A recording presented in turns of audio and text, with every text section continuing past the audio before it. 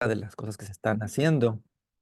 Entonces, con esa pequeña introducción que les estoy dando y con ese pequeño contexto, quiero señalar que, bueno, yo no me he dedicado a ser alguien experto en sistemas de citación. Hay un montón, hay muchísimos. Obedece principalmente a las decisiones políticas y editoriales de cada institución. Y cuando digo institución me refiero no solo a universidades, sino también a centros de investigación, a centros de comunicación, periodismo, em, y pues claro, el ámbito de la educación y también del gobierno. Entonces, en ese sentido, lo que les traigo es más bien criterios a considerar y el enfoque que nos pueda ayudar a delimitar o a determinar qué decisiones tomar respecto a los estilos. Básicamente es eso. Aquí traigo algunas imágenes, algunos recursos visuales muy básicos que pueden ayudar a ejemplificar no ejemplificar, perdón, graficar esto que les estoy tratando les voy a comunicar. Entonces, si les parece bien, voy a empezar a compartir pantalla. El título fue bastante interesante, lo propuso Dago, em, haciendo alusión a esta frase bíblica, ¿no? Porque, pues justamente el sistema APA se ha estado considerando como si fuera el pan diario para muchísimas instituciones, para muchísimos criterios, tanto editoriales como de investigación en algunos centros, sobre todo aquí en nuestro ámbito del noreste, lo he visto mucho. También lo he visto bastante en las revistas académicas de investigación o de difusión. Y se ha convertido prácticamente en eso, en una especie de pan en el que tendríamos la mayoría que estar de acuerdo y comer para poder cumplir con ese otro requisito dentro de las revistas indexadas. Perdón, dentro de los criterios de publicación y de referenciado. Bueno, entonces yo le agradezco a Dago ese título tan sugerente y bueno, voy a comenzar con esto. Em, Vamos a ver, ahí está, ahí va. Modifico de repente un poquito ahí está, para que no me tape lo que voy leyendo. Bueno, estos son algunos, les digo de muchísimos. Em, Hay más de 300 estilos, ¿no? Hay más de 300 estilos y la mayoría obedece a especificaciones muy concretas de quienes han decidido entrarle a la difusión de la información, a quienes han decidido un formato en particular para la recepción de documentos para su empresa, para su departamento. Y, y esta variedad de estilos hace que de repente nos preguntemos, bueno, en realidad, ¿cuál voy a elegir? Hay bastante confusión a veces sobre los cambios que se hacen en uno o en otro estilo, dependiendo del el avance tecnológico, dependiendo del avance en las comunicaciones y en las políticas editoriales. Y de repente, em, algunos algunos funcionarios, algunos investigadores y algunos directivos de medios de publicación toman una decisión muy particular respecto a, bueno, vamos a unificar el criterio, vamos a decir que solo recibimos esto para poder tener un poco más de control sobre, sobre la hoja de estilo que estamos manejando en general.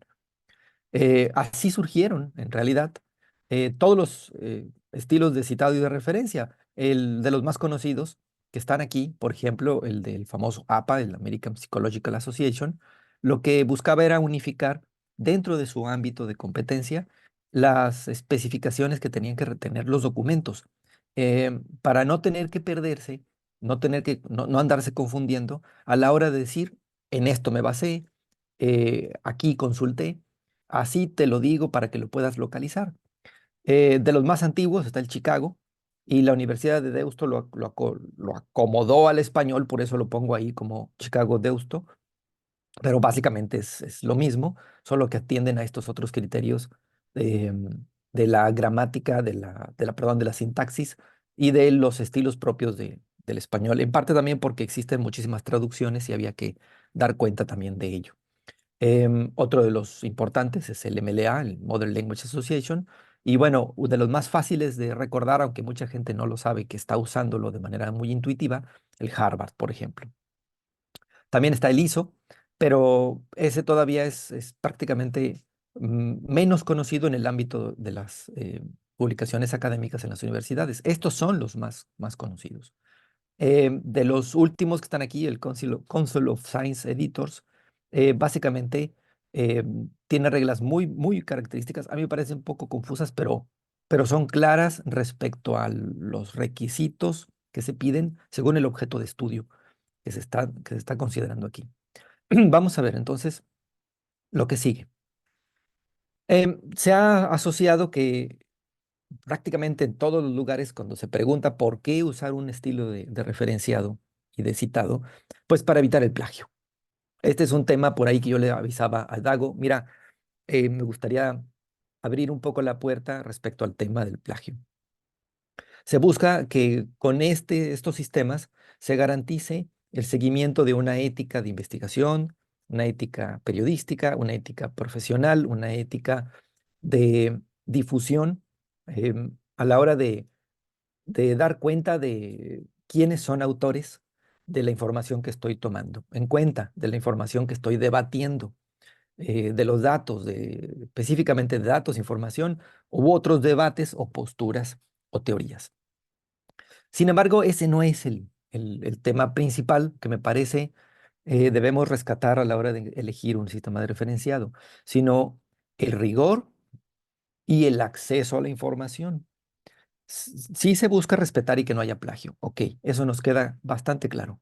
Pero a la hora de estar citando, a la hora de estar señalando de dónde tomo la información, quedan en claro estas otras dos condiciones o pilares dentro de la comunicación, tanto escrita como, bueno, en todos sus ámbitos, ¿no? Rigor, ¿por qué?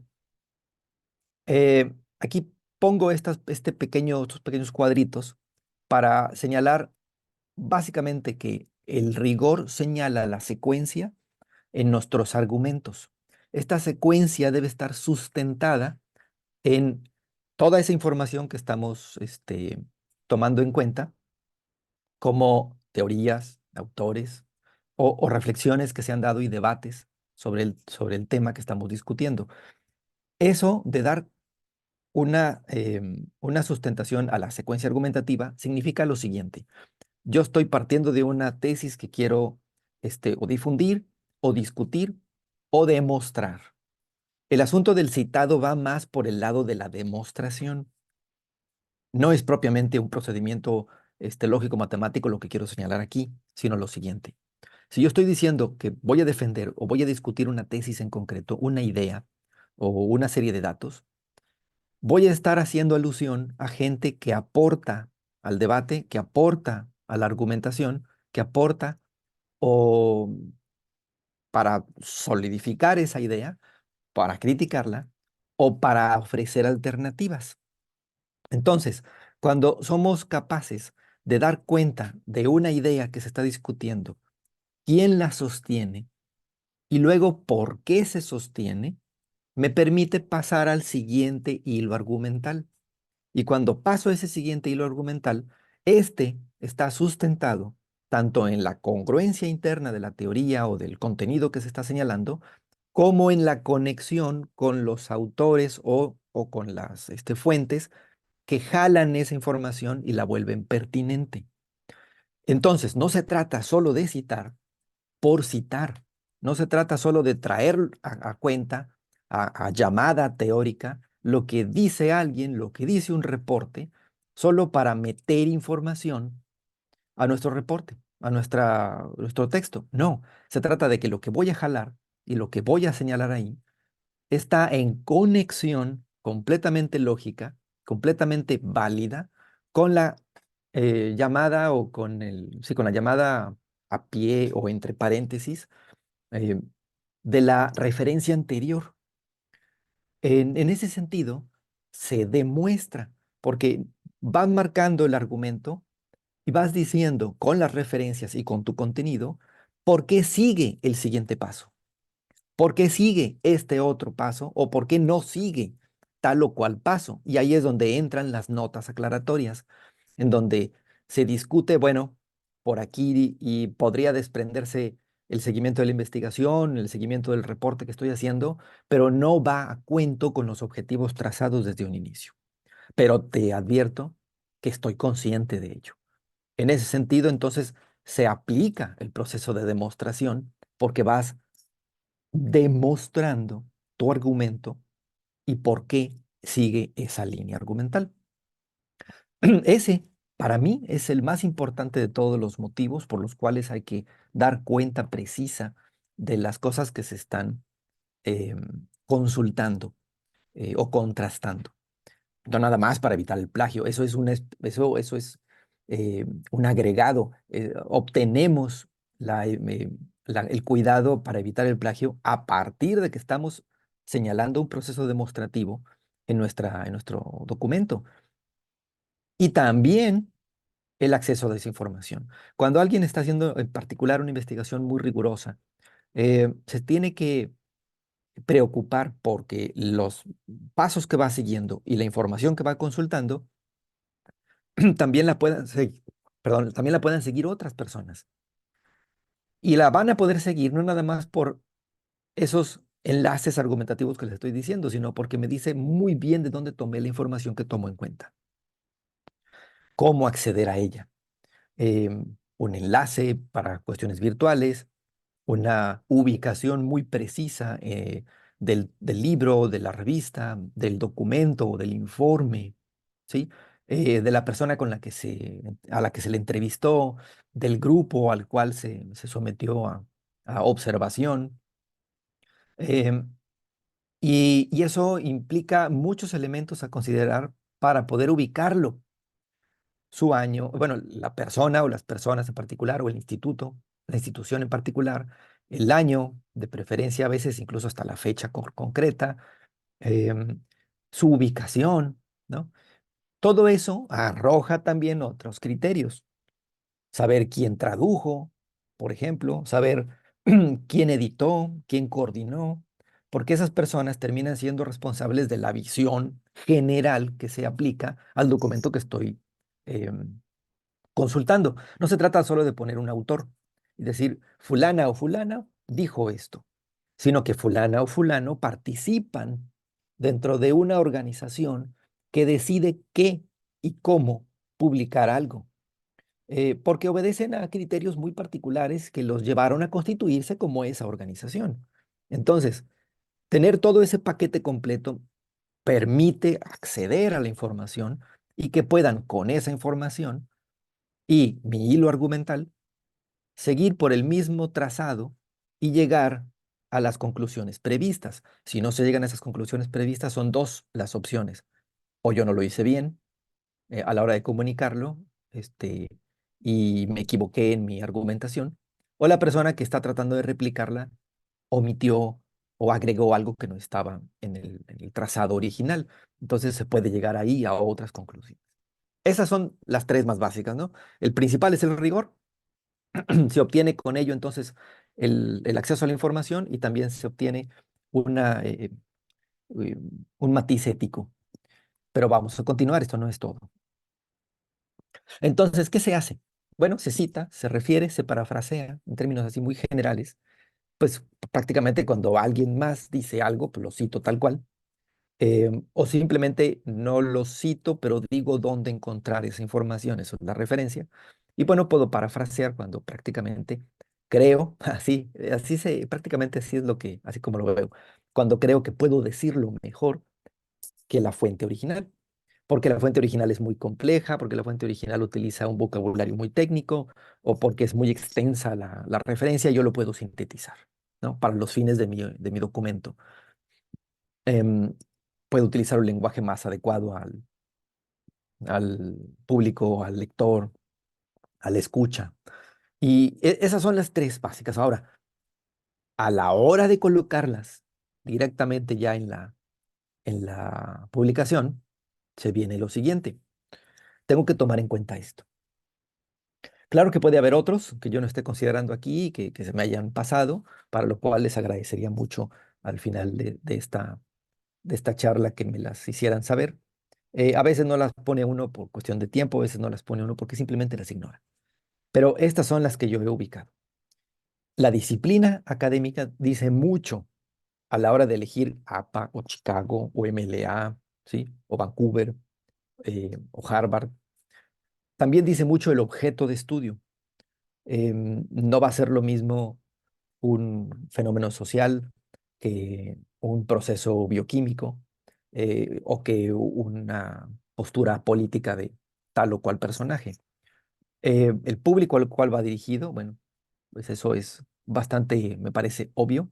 No va a ser lo mismo eh, referir en una revista de, este, de difusión, en donde no se meten a rigor, con demasiado rigor en las referencias, sino solo para informar, a un informe muy técnico o una tesis doctoral bastante profunda, en donde se tiene que hablar un lenguaje muy particular y por lo tanto elegir cierto tipo de referenciado y citado. Y claro, bueno, el formato en el cual se presenta. Estos son cuatro criterios que yo estoy encontrando, que son de edición para elegir el sistema de referencia de citado, este, que sea más acorde a los criterios y también a mis fines generales, ¿no? Ahora, chequen esto. Vámonos por el asunto de la disciplina. Yo aquí lo había puesto aquí, lo primero, disciplina académica, y luego nos vamos a este. Entonces, suele verse, ojo con esto, no los mismos am, sistemas de referenciado, estos mismos sistemas, no suelen decirse, úsese este solamente para tal disciplina. No va por ahí. Empiezan por el estilo que tienen a tener más cabida en algunas áreas disciplinarias y en otras no tanto. Entonces, una de las más básicas, bueno, uno pensaría, pues si la asociación psicológica em, decidió cierto estilo, el famoso APA, pues lo más obvio sería que en temas de psicología, pues se utilice el sistema APA. Em, y como hay muchísimo de criterios psicológicos en el estudio de la educación, de las ciencias de la educación, pues también ahí. La gente ha metido en este proceso, en el APA, a las ciencias sociales incluso. Pero si se fijan en las demás, eh, empiezan a notarse algunas disciplinas que no las puse yo aquí en el cuadrito del APA, porque lo regular es que, por ejemplo, en el de Vancouver, entre la medicina, entren todas las ciencias de la salud con mayor frecuencia que si usaran alguna de las otras, con excepción de la CSE, en donde también entran asuntos biomédicos, principalmente relacionados con la biología o la ciencia de la naturaleza general, clima, ¿no? La geografía, la topología, todo eso. Las demás se van acomodando. Fíjense que hay ciertas relaciones así comunes, entre Chicago y MLA, más ubicados por las humanidades en concreto, por ejemplo, historia, por ejemplo, la literatura, por ejemplo, filosofía, em, arte incluso, o en Harvard, que se va más por el lado de las ciencias más exactas, más experimentales, o de intervención, como son las ciencias sociales. Entonces, esto lo tengo que tomar en cuenta. Me regreso a la diapositiva anterior. Yo les decía, había criterios. ¿Qué voy a elegir si yo soy parte de una institución? Si tengo en mi poder juntar colegiadamente a un grupo de personas que me ayuden a tomar una decisión sobre cómo les va, qué tipo de citado y de referenciado les vamos a pedir a nuestros estudiantes o a nuestros corresponsales o a nuestros empleados o funcionarios. El primero es, bueno, hacia dónde va nuestra disciplina académica, vamos a recibir de todas, vamos a recibir solo de algunas. Y entonces hay que ver esto. Esta eh, manera de clasificarlo no obedece, en este caso que les estoy planteando, no obedece a que ni los estilos hayan dicho qué, ni haya una recomendación así tajante. Esto es lo que comúnmente se observa. Te pones a revisar bibliografía, libros y tesis y encuentras esto. Vas a encontrar en todos los estilos. La siguiente, el objeto de estudio. Aquí la letra está un poquito más pequeña, ahí disculparán, me pareció adecuado en su momento, pero aquí ya lo veo un poco chiquillo. Eh, son los mismos de acá, pero ahora por su objeto de estudio. Bueno, si hablo de procesos educativos, si hablo de dictámenes psicológicos, de fenómenos sociales, em, si hablo de procesos administrativos. Yo recuerdo una conversación muy interesante que tuve con un colega que conozco desde la primaria.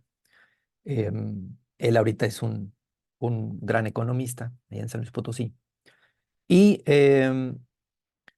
ahorita les digo otra cosa respecto a esa plática. Em, Le comentaba yo sobre estos estilos. Ah, bueno, pues porque él se ha convertido en un experto desde la economía en el proceso de registro de derechos de autor, de patentes, todo eso. Entonces, él decía, pues es que yo no entiendo por qué allá en la Facultad de Filosofía, allá en las cuestiones humanísticas, quieren usar APA. Eso es para nosotros los administrativos, los economistas. Fíjense el enfoque, ¿no? Y yo decía, pues es que es nuestro. No es que sean suyos, es que el objeto de estudio les permite esto. ¿Por qué? Por ejemplo, en el caso de APA, eh, los, los cambios en los códigos, en las políticas, en las leyes, los cambios tan vertiginosos que se presentan en la investigación, tanto económica, que también se presentan en asuntos contables, fiscales, eh, exigen constantemente una actualización de fuentes. Si se fijan, tanto por ejemplo en Harvard como en APA, una de las cosas básicas que aprendemos cuando estamos aprendiendo allá, cuando estamos citando, es que pones el apellido del autor o de la autora y pones el año de la fuente. Esto significa, básicamente, mira, esto es lo más actual, porque el tema es fiscal y acaba de pasar la reforma, acaba de haber un ajuste en los códigos, en los procedimientos. Esto es lo más nuevo. Tómalo en cuenta. Em, no, si quiero hacer una investigación o una divulgación sobre cierto procedimiento económico que se está analizando, que se va a implementar, pues no voy a poner bibliografía de hace 50 años, ¿no? Por más buena que esté la teoría, por más claro que lo haya dicho el autor respecto al comportamiento de un fenómeno, lo más nuevo en estos casos es lo que más aplica. Y también con todos los procesos educativos, cambios en la legislación, debates que se están produciendo en los entornos educativos entre pedagógicos para poder implementar en los planes de estudio, para poder implementar en el aula, etcétera. Si pude transmitir lo que les estoy señalando, si les hace sentido, entonces el objeto de estudio tiene más peso a la hora de considerar estas opciones. En el caso de Chicago, por ejemplo, teorías literarias, teorías filosóficas, sociales, artísticas. ¿Por qué? Pues básicamente porque las teorías literarias no se desacreditan por el paso del tiempo, sino por los debates. Y algunas de ellas, algunas de las teorías literarias o filosóficas, siguen vigentes a pesar de que hayan pasado muchos años. Entonces, eh, si estoy consultando un texto de los años 30 del siglo pasado, en donde el autor que lo hizo es aún autoridad en el tema y no ha habido una reedición, o hay una reedición del asunto, pero es una mala reedición, se omitió un párrafo. Por cierto, aquí hay un chisme que me pasó un experto en Hegel. En la nueva edición del libro de la ciencia de la lógica de Hegel, de ese filósofo sistemático impresionante, de Félix Duque, pues Félix Duque omitió un párrafo, ¿no? A comparación con la otra obra de Rodolfo Mondolfo, de principios de siglo, Félix Duque es de estos tiempos. Rodolfo Mondolfo de principios del siglo XX, que tenía toda la obra completita. Saber esa diferencia me permite a mí decir, bueno, no porque sea más nueva la edición de Félix Duque, tengo que citarla, ¿no? Entonces, el año en el asunto del Chicago, el Chicago Deusto, no es tan importante. No es tan importante el asunto ahí. Entonces, si mi objeto de estudio es una teoría filosófica o una teoría social, teoría, no fenómeno, no objeto empírico, pues entonces hay que tomar en cuenta esto y quizá no usemos APA, quizá. Lo mismo pasa entonces con MLA, se enfoca al mismo tipo de objetos de estudio que el Chicago. En cambio, en el Harvard, si se fijan en experimentos de laboratorio, pues el más actual es el que más me está sirviendo, ¿no? Y hay la manera en la que das cuenta de que les gusta Martínez 2022 ahí sobre el mismo párrafo que voy argumentando, es lo que necesito porque es el último experimento de laboratorio. Es el último proceso mecánico que se puso a discusión en la elaboración de algún informe sobre eficiencia de la industria en particular. Entonces, pues es el que voy a utilizar. No voy a utilizar el Chicago, en donde no me está diciendo en un principio el año en el que se hizo, sino solo el autor. Y aunque sí se pone el año, esto se pone en una nota al pie, por ejemplo, y pierde peso. El Chicago consciente, por ejemplo, el sistema Chicago consciente de esto, tiene una alternativa parecida a la de Harvard, en donde en el mismo cuerpo del documento pone el autor y el año. Pero eso ya es un criterio que, les digo, tienen que tomar en cuenta en función también de todos los demás criterios editoriales que les estoy señalando. Entonces aquí, por ejemplo, ya no me siento más con esta filmina.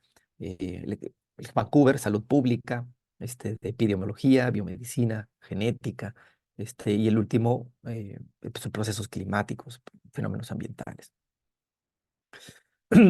Tenemos también el público al cual va dirigido. Bueno, hay público especializado y no especializado, o sea, de todo, público en general. Pues es muy común encontrar que se usa APA, el Chicago, el MLA, el Harvard.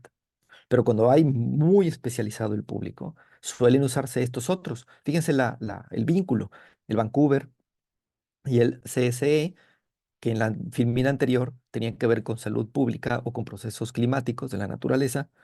Ese es un público más especializado. Entonces, no es que lo que se diga sea incomprensible para el resto de las personas, pero tanto el lenguaje como los objetos de estudio que se trabajan deben ser referenciados de cierta manera para cumplir con ese rigor, con ese acceso a la información y con esa ética que les decía desde un principio. Entonces, bueno, me es más pertinente este otro que usar un simple APA, por ejemplo, aunque también lo podría usar. Luego, el formato. Bueno, cuando se trata de posgrados de investigación, así tal cual investigación, en donde los productos son tesis, son artículos de investigación, todos los formatos son válidos. Todos se pueden utilizar sin problema. Todos garantizan tanto la ética como el rigor, como el acceso a la información. Pero eh, esto no significa que, bueno, como todos aplican, sigo usando APA. No, hay que tomar en cuenta los anteriores criterios. Y si nos vamos a un posgrado profesionalizante, en donde hay tesinas, hay productos integradores, los famosos PIAs, ¿no? O hay informes muy técnicos, bueno, pues un APA, un Harvard, son muy pertinentes porque como son profesionalizantes, deben estar al día respecto a la legislación, respecto a la investigación, respecto a los fenómenos sociales o los fenómenos de todo tipo, públicos, ¿no? O climáticos. Em, el sector privado, donde se entregan informes muy extensos para la valoración de algún proyecto de obra, algún proyecto de generación de empleo, etcétera, pues aplican muy bien el APA, el Chicago, el Harvard, el Vancouver. Cuando se trata del sector público, también, donde también hay informes extensos y técnicos, estos otros que son más sencillos, un APA, un Harvard, incluso un Chicago en su formato de autor-fecha, incrustado en el cuerpo del texto, también son bastante comunes. Y cuando pues, se trata específicamente de divulgación, de difusión, notas, opiniones, reportajes. Pues estos otros, en su formato autor-fecha, por ejemplo, del Chicago, les digo también son de los más usados. Y bueno, vamos terminando. Les pongo este ejemplito, así muy sencillo, desde mi disciplina, que fue lo que Dago ha escuchado y otras personas han escuchado en su debido momento cuando tenemos una plática más privada, con más calma. En ciencias humanas, las notas al pie son de lo que más se usa. ¿Por qué? Bueno, porque nos está importando quién edita, nos está importando el idioma en el que se publicó originalmente y, por supuesto, quién traduce, ¿no? Y meterlo en el cuerpo de la redacción, estamos señalando, bueno, pues Sutana dijo que, y luego ponen ahí el año, ¿no? Dijo que los índices de aceptación de tal o cual este, fenómeno son este, importantes para la política pública. Ok. Informe fue o forma parte de un colectivo, de una organización internacional que publicó en otro idioma y que además dio una política muy concreta. Pónganle ustedes una política eh, ecologista, una política de negación del cambio climático. Y entonces, en el cuerpo del texto, yo tendría que meter toda esa información para darle contexto. Y entonces genero innecesariamente oraciones subordinadas. Es decir, le meto mucha paja, ¿no? Y cuando logro poner todo eso en una nota al pie, entonces ahí ya claro el debate, ahí ya claro quién traduce, ahí ya claro quién edita, sin que en la redacción de arriba se pierda el hilo conductor de la idea que quiero comunicar.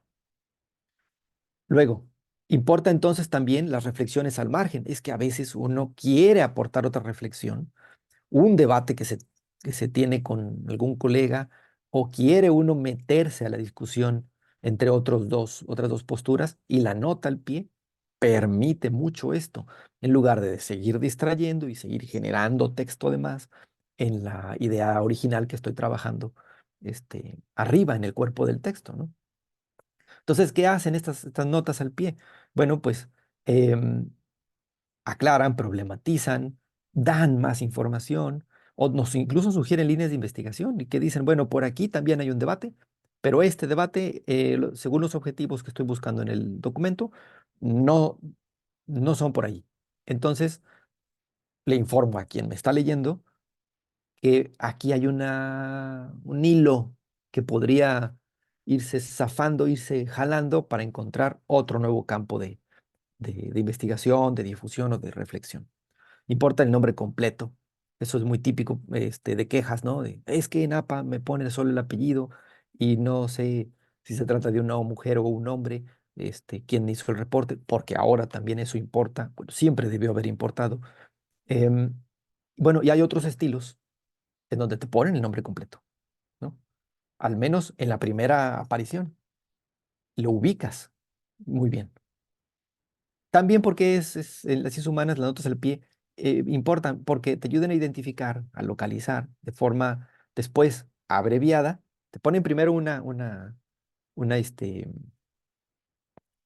referencia completa y en futuras referencias te van abreviando, te abrevian esa referencia completa para no repetirla por completo. Entonces ahí, en eso, pierde uno menos tiempo y ubica uno rápido y ya de forma abreviada y con precisión para que no se dificulte lo que les decía hace rato, el flujo, la fluidez de toda la lectura del argumento principal. Y también podríamos decir que importan las aclaraciones del editor. Algunas veces estamos em, haciendo una reflexión, estamos haciendo una crítica sobre un texto en particular, pero resulta que ese texto, el editor o el compilador, quien traduce, arroja a su vez en su propio documento una nota aclaratoria. Nosotros podemos jalar eso en una nota al pie para volver más riguroso el procedimiento y dar cuenta de lo que estoy haciendo para que se note cómo va secuenciado lógicamente todo mi hilo argumental. Una de pues, las que se utilizan para esto son Chicago MLA, por ejemplo, ¿no? Y bueno, este es el pequeño ejemplo que les traigo en función de mi experiencia. Entonces, si cerramos ya como conclusión, lo que comúnmente escuchan mis estudiantes, lo que comúnmente escuchan mis asesoradas y asesorados es, no vas a elegir APA solo porque es moda, solo porque los demás lo están utilizando. Toma en cuenta todas estas consideraciones, ¿no? Toma en cuenta tanto el rigor como el acceso, como la ética, sí, pero también tu objeto de estudio, ¿no? También a quién va dirigido esto. También en dónde estás haciendo la investigación, en un posgrado, en uno profesionalizante, de uno de investigación, en una empresa, en una dependencia de gobierno, en un periódico. Toma en cuenta todo eso, ¿no? No se, no se vale, por lo tanto, desde mi perspectiva, y esto es parte de la polémica, que un grupo de personas, simplemente porque dicen, y lo he escuchado, simplemente porque dicen, es que así se usa en otras partes, tomen la decisión, lo voy a decir con una expresión coloquial, a rajatabla,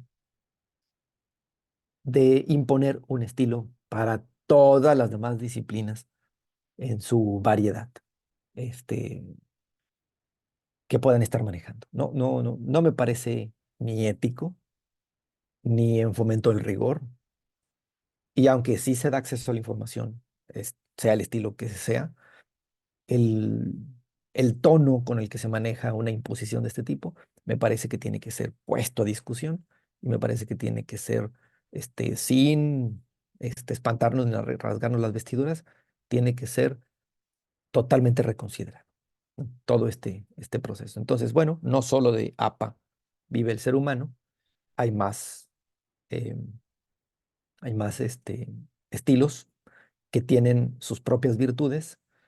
Y pues, oigan, a final de cuentas, uno nunca hace en completa soledad un documento, lo hace en compañía de personas que le rebotan las ideas, personas que le proporcionan la información, o lo hacemos también en colectivo, en grupos de investigación de todo tipo. Entonces, son trabajos de acompañamiento.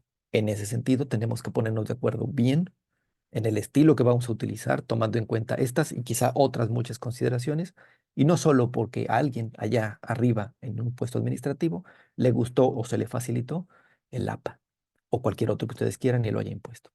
Eso es mi charla y mi reflexión de hoy. Les agradezco que me hayan escuchado y pues bueno, aquí estamos, Dago, para preguntas o comentarios. Gracias, gracias. Pueden hacer sus preguntas por el chat o pueden levantar la mano, si gustan abrir su micrófono. Yo tengo mientras preparan ahí sus preguntas, José Luis, Ujú. ¿qué opinión tienes, por ejemplo, hay algunas revistas que se inventan sus tipos de citación, ¿no? Que Sí, seguramente los hemos visto. ¿Qué tan válido es esto? es completamente válido, porque obedecen a una política en particular editorial. Son instituciones o son organismos que tendrán cierta autonomía para decidir estas cosas y lo que se pediría en todo caso es que las reglas queden claras, ¿no? Y que sean consistentes. ¿Qué significa consistentes? Que por seguir esas reglas que nos hayamos inventado, no lleguemos a un punto en el que se contradigan a sí mismas, ¿no? O en el que dejen un hueco tal que vuelvan totalmente imprecisa la referencia. Entonces tienen que ser consistentes y claro, obedecen a una idea colectiva, a una idea política del grupo que tomó la decisión, con cierta autonomía que se le hayan dado otros de más arriba, o la autonomía que ese grupo tenga porque se haya constituido de manera independiente. Pero es completamente válido. Por eso hay más de 300 estilos. Gracias. ¿Qué pudiera tener en cuenta o tomar en consideración una revista que dijo, bueno, inicié en APA porque así lo hacían otras personas, ¿no? Dice, oye, quiero cambiarme a Chicago, ¿no? ¿Qué tendría que tener en consideración, tomar en cuenta, qué cosas tendría que albergar, qué cosas tendría que desechar para decir, oye, yo a partir del 2025 usamos Chicago, por Ujú. ejemplo. Bueno, para empezar, tienen que comunicarlo con mucha claridad, con tiempo de anticipación. Y me parece que tiene que haber un grupo especializado que le ponga atención al seguimiento y apoyo a los autores que manden sus artículos, porque pueden estar completamente em, aco- se me va la palabra, acostumbrados a Ujú. otro estilo, ¿no? Porque luego obedecen, les digo, a disciplinas, a objetos de estudio, a políticas muy concretas, y entonces acostumbran a mandar a ese tipo de revistas según cierto formato. Entonces, cuando de repente se les dice, ya no va a ser en este formato, sino en este otro, en muchos autores genera mucha incomodidad y hay gente que dice, no, ahí no lo voy a mandar, no quiero, no tengo tiempo para meterme en esto, entonces lo mando a otra revista que tiene o que busca el estilo de citado que yo traía. Entonces, un equipo por ahí que pueda apoyar, que pueda resolver dudas, que pueda, ¿por qué no? Eso lo hacemos en Revista Itías. De repente corregir algo. Perdemos más tiempo en regresarle el artículo al autor, decirle corrige estas dos referencias, cuando nosotros lo podemos hacer, ¿no? A final de cuentas tenemos esa libertad para poder intervenir de esa manera en la revista. No se altera el argumento, simplemente la precisión del formato que se pide. Eso me parece que deben ser las cosas que tienen que tomar en cuenta, además de las que estaba yo comentando en la presentación. Muy bien, nos comenta Laura. Hola Laura. Dice, en el caso de las revistas que se inventan sus propias normas, como lo que hablamos ahorita, ¿hasta qué punto estas normas son reconocidas por los motores de búsqueda que Mm. luego indizarán esas revistas? Porque, por ejemplo, cuando intento escoger un estilo en el OJS, ya ves que en el OJS salen los estilos de citación, Ajá, exacto. eh, solo salen algunos predeterminados. En este caso, ¿cómo se hace para que, por ejemplo, Scopus o Web of Science los reconozca como estilos propios? Bueno, ahí yo les comentaba hace rato de la plática que tuve con este colega, se apellida Palavicini, especializado pues justamente en los procesos de derechos de autor y de patentes, porque yo le decía, bueno, es que me parece que hace falta corregir o mejorar algunas cosas en algunos estilos y me gustaría proponer uno y que quede patentado, ¿no? Em, entonces, ya me di él algunos requisitos y platicamos al respecto, pero me parece que ese es un punto que tiene que tomarse en cuenta. Una revista puede acudir a una adaptación o una propuesta muy particular, se va a enfrentar ese problema con las plataformas OJS, y no le quedaría de otra más que aceptar una de las que propone el OJS si quieren ser consistentes con eso y quieren tomar en cuenta la valoración que le van a hacer los demás índices, ¿no? Pero si tienen la posibilidad de registrar uno, es cuestión nada más de gestión, de no, de seguir insistiendo para que ese registro, ese nuevo estilo que hemos registrado ante el Estado mexicano o ante otra institución que lo pueda hacer del extranjero, lo tome en cuenta y solicitar a las políticas del OJS que lo incluyan con el antecedente que ya está registrado, ¿no? Entonces, es un trayecto largo, es un trayecto tedioso, sí. Lo malo de meternos a cierto tipo de plataformas con sus ya estilos predeterminados, pues es el que tenemos, si queremos obtener más de los beneficios que nos otorga, tenemos que jugar esas reglas. Por eso muchas revistas no se meten en estos rollos, y tienen sus propias plataformas con sus propios estilos, ¿no? Pero bueno, eso es parte de lo que yo podría recomendar. De hecho, para comentar aquí también, precisamente con Laura estuvimos viendo ese tema. Yo pregunté con la gente de PKP, porque tengo un contacto y con ellos. Ujú, Dice, oye, ¿por qué no podemos incluir otros estilos, no? O hacer modificaciones, o inclusive en el mismo APA viene el ampersand en lugar de la I, ¿no? Para español. Entonces me decían, lo que pasa es que esa información no la tenemos nosotros, la agarramos de otro, no recuerdo si me dijo un instituto que maneja todos esos estándares. Ellos nos dan la información, las librerías, ujú. nosotros las ponemos en el software y son las que se muestran. Como tal, PKP no le mueve a ese software o a esas librerías que ya vienen definidas por una institución, ¿no? Que se Claro. encarga, que son las que avalan, decir, oye, estos son los que reconocemos como herramientas para citar, y aquí están las librerías para que sean utilizadas en cualquier software. Entonces Ujú. ellos de cierta manera estaban amarrados de las manos para poder incluirlas.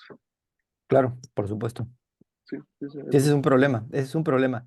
Bueno, pues cuando está registrada una y sí, se hacen las gestiones, pues entran estas plataformas, entran incluso al procesadores de texto como un Microsoft Office, por ejemplo, y ahí están ya reconocidas con todas las reglas y se facilitan mucho las cosas, pero es un proceso de gestión, de sí. negociación, Sí, a mí me ha de todo tocado eso. que, perdón, inclusive solicitan en el foro, dicen, oye, necesito, nuestra revista es del área, por ejemplo, de ingeniería o de medicina, por ejemplo, y forzosamente utilizamos este formato, este estilo de citación que nos piden y no vienen a la JS.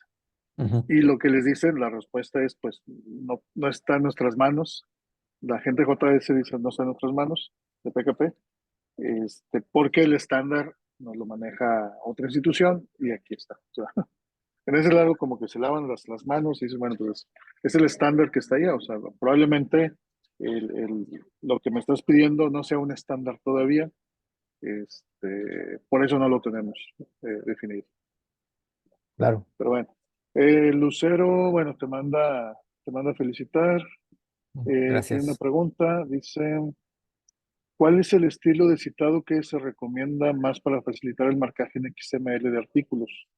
Dice, lo que pasa es que en ocasiones el marcaje se dificulta más al usar notas al pie o citar fuentes diversas que son comunes en disciplinas como historia, donde se consultan documentos de archivo, música, monumentos, pinturas, códices, etcétera. ¿Cuál sería la alternativa para revistas que no emplean formatos de citado dentro del texto como APA o la versión de Chicago propia para ello? Eh, bueno, uno de los estilos que a mí más me llaman la atención por lo súper, pues, elaborado que está, es el de ISO. Aquí no lo manejé. El, les copio aquí en el chat este de aquí. El ISO 960. Ese 690, 690 o 960. 690. Ah, ok. Ese en particular tiene mucha precisión, es más elaborado, pero tiene mucha precisión, sobre todo por la manera en la que te da paso a paso cómo lo tienes que ir organizando para aventar al final un montón de referencias del texto. No lo manejé aquí. Este ISO se puede usar también para cualquier otra disciplina. Al menos así es como se maneja. Pero bueno, yo recomendaría ese en concreto, que yo no lo uso en lo mío, pero en particular también por los detalles que menciona este, la que nos preguntó quién fue Lucero Solís. Yo no utilizo, por ejemplo, cuestión de archivos históricos ni nada por el estilo, pero bueno, yo recomendaría ese. Muy bien. No sé, ¿alguna pregunta más antes de terminar? A mi parecer son todas. A ver, Ana Mariela, te doy las gracias por la presentación. La Ujú. presentación, el video y la presentación, obviamente se los haremos llegar por correo, no se apure. Pues José Luis, muchas gracias por aceptar la invitación, muchas gracias por abrirnos un poquito el panorama. Ojalá alguna revista se anime a cambiar. Sería muy interesante ver cómo es su proceso. ¿Te pueden buscar para alguna duda o algo Sí, en algún correo sí, por que les puedas supuesto, claro. proporcionar? Sí, sí, sí, se los escribo aquí. Sí, sí, sí. ¿Lo puede ver todo el mundo o solo lo ves tú, Dago? No, si viene ahí para todos, aparece para todos. Ah, cierto, dice ahí todos. Ahí yo Ahí recomiendo está. que copien y peguen porque luego a la hora de estar escribiendo se omite la R después de la F o el punto. Entonces, mejor es copiar y pegar. Ok, Sí, mira, aquí estoy viendo. Ah, no, me parece que estoy confundiendo el nombre de esta persona, pero estoy viendo aquí a Lulú. Hola, Lulú y Mariela. Gracias por conectarse. vale, bueno, pues pues te agradecemos mucho la que hayas aceptado la invitación. Gracias a ti. Seguimos aquí pendientes para más reuniones. Estos temas dan para mucho. Eh, Igual, pues te invito a la siguiente me toca a mí. Entonces, Sí, aquí estaremos. Muchas gracias a todos. Nos quedamos aquí, no cortamos la sesión, se queda grabando igual. Solo damos unos 2 minutitos en que yo me acomodo y empezamos. No se desconecten. Empezamos con la penúltima sesión de las jornadas. Muchas gracias, José Luis. Te haremos llegar ahí tu constancia digital en cuanto tengamos ahí la aprobación por parte de la feria de ujú. libro y te lo hacemos llegar ahí a tu correo. Muchas Gracias. gracias a Hasta todos luego. por estar. No se vayan, quédense aquí seguimos. Buen día. Gracias. Gracias.